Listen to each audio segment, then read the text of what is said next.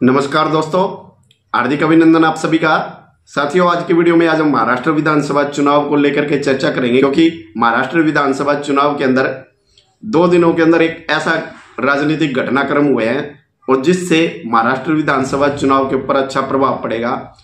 और इन घटनाक्रम से कौन से राजनीतिक गठबंधन को फायदा होगा और किसको नुकसान होगा, तो इन्हीं सभी विषयों के ऊपर चर्चा करेंगे दोस्तों। लेकिन वीडियो में आगे बढ़ने से पहले उन सभी साथियों से निवेदन है, जिस साथी ने चैनल को सब्सक्राइब नहीं किया है, कृपया वो चैनल को सब्सक्राइब करें। और यदि आपको जानकारी अच्छी लगे, वीडियो अच्छी लगे, तो लाइक और शेयर जरूर करें।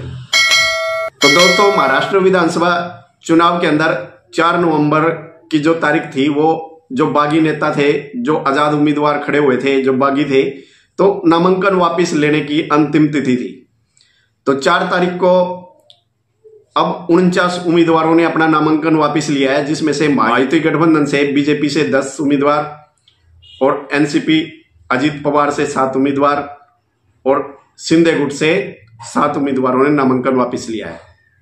इसी प्रकार से महाविकास आघाड़ी गठबंधन से कांग्रेस से 10 और एनसीपी शरद पवार से 4 उम्मीदवार और उद्धव ठाकरे गुट से 7 उम्मीदवारों ने नाम वापस लिया है।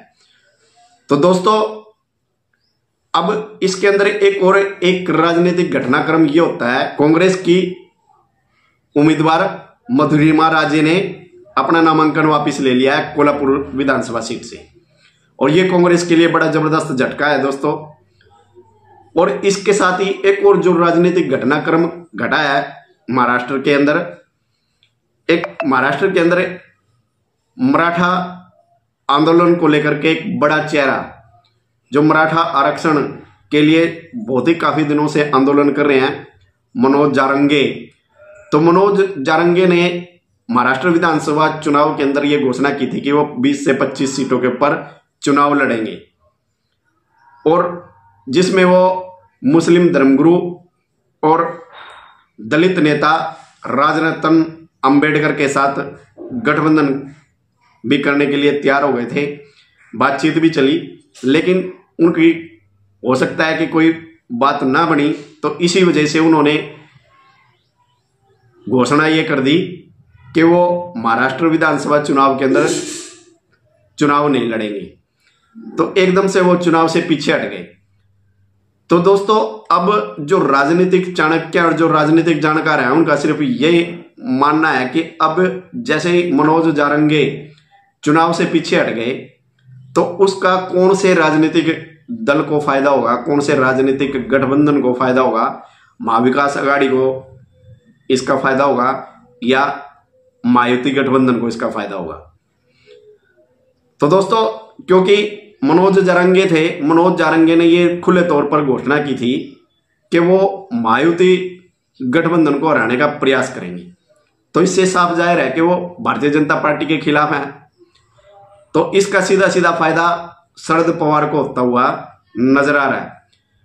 और दूसरा साथियों, यदि हम मराठा आंदोलन की यदि हम चर्चा करें दोस्तों, मराठा भारतीय जनता पार्टी से नाराज नहीं है, वो भारतीय जनता पार्टी को भी वोट देता है, क्योंकि महाराष्ट्र विधानसभा चुनाव के अंदर मराठा 30% वोट है मराठाओं के। और मराठवाड़ा जो क्षेत्र है, जहां पर मराठाओं का दबदबा है, तो वहां पर 46 सीटें आती है मराठवाड़ा क्षेत्र में। और यदि हम लोकसभा चुनाव परिणामों की यदि हम बात करें, मराठवाड़ा क्षेत्र के अंदर लोकसभा की 8 सीटें आती हैं।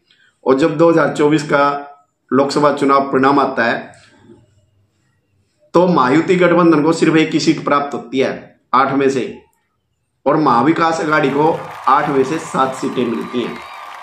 और यदि इन मराठवाड़ा क्षेत्र के विधानसभा के हिसाब से यदि डिवाइड करें परिणाम को, लोकसभा चुनाव परिणाम को, तो 46 सीटें हैं मराठवाड़ा क्षेत्र में।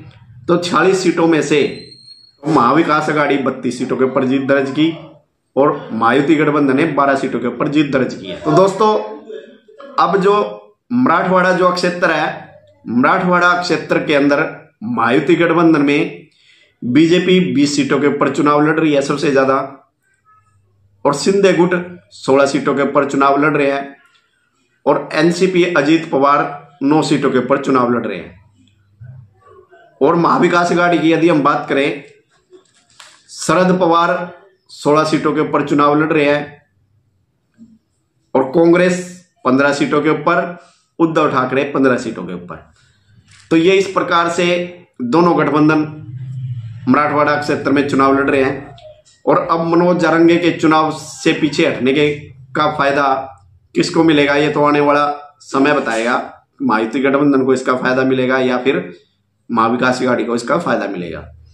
और यदि दोस्तों यदि हम महाराष्ट्र विधानसभा चुनाव के अंदर जातिगत समीकरण की यदि हम चर्चा करें तो यहां पर सबसे ज्यादा जो वोट है, वोटों का जो दबदबा है सबसे ज्यादा, तो मराठा 30% और मुस्लिम 11%, दलित 12%, आदिवासी 9% और सामान्य वर्ग ब्राह्मण जैसे कि सामान्य वर्ग है तो सामान्य वर्ग 4% और ओबीसी वर्ग 30 से 32%। तो ये तो है जातिगत समीकरण महाराष्ट्र विधानसभा चुनाव का। तो दोस्तों अब विधानसभा चुनाव के अंदर क्या होगा, क्या चुनाव परिणाम होंगे और किस ओर जनता का मूड होगा, ये तो दोस्तों आने वाला समय बताएगा। 20 नवंबर को वोटिंग है तो पता लगेगा कि जैसे जैसे अभी 15 दिन बाकी हैं तो इन 15 दिनों के अंदर बहुत सारी ऐसी राजनीतिक घटनाक्रम घटने के लिए देखने के लिए मिल सकते हैं। उतार चढ़ाव देखने को मिलेगा, कभी पलड़ा इस तरफ झुकता हुआ नजर आएगा और कभी पलड़ा इस तरफ झुकता हुआ नजर आएगा। लेकिन तो दोस्तों महाराष्ट्र विधानसभा चुनाव के अंदर माहौल क्या होगा और किसकी सरकार बनेगी, ये तो अभी 15 दिन अभी बाकी हैं क्योंकि 20 तारीख को वोटिंग है। और इन 15 दिनों के अंदर उतार चढ़ाव देखने के लिए मिलेंगे, कभी महायुति गठबंधन ऊपर जाता हुआ नजर आएगा और कभी महाविकास अघाड़ी गठबंधन ऊपर जाता हुआ नजर आएगा। लेकिन दोस्तों जब वोटिंग के 2 दिन पहले समीकरण कुछ और होंगे, एकदम से बदलाव होगा महाराष्ट्र विधानसभा चुनाव के अंदर, तो ये तो आने वाला समय बताएगा कि अब चुनाव किस ओर पलटेगा। तो अभी ये देखना अभी बाकी है दोस्तों। तो इसीलिए आपको यह जानकारी कैसी लगी और आपको यह वीडियो कैसी लगी तो कमेंट के माध्यम से जरूर बताइएगा। और आप क्या समझते हैं कि महाराष्ट्र विधानसभा चुनाव के अंदर कौन से महागठबंधन की सरकार बनेगी, तो कमेंट के माध्यम से आप अपनी राय जरूर दीजिएगा। तो मिलते हैं फिर नई वीडियो में नई जानकारी के साथ।